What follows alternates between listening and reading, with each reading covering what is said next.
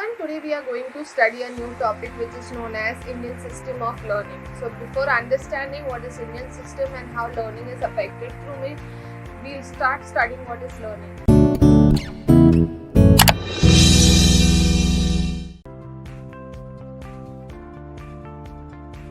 Different types of learning, and in that first type is motor learning. Now motor learning is nothing but the coordination of muscular exercises. For example, walking, driving. Sports athletes perform this type of learning because they want to overcome the obstacles of whatever muscular pains they have or something to improve their performance and to get a better result.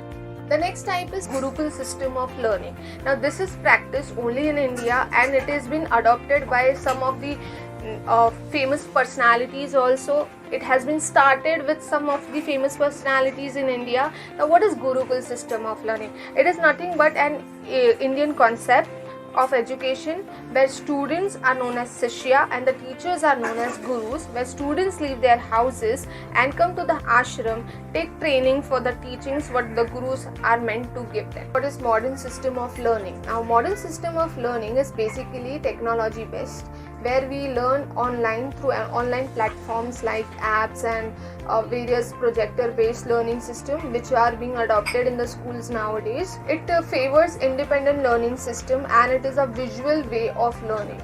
Karma. Now karma is what? Performing the duty which is right for you as well as for the society.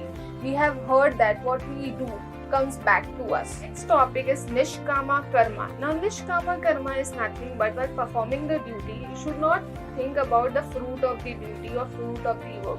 You should perform your duty with full dignity and without thinking about its result.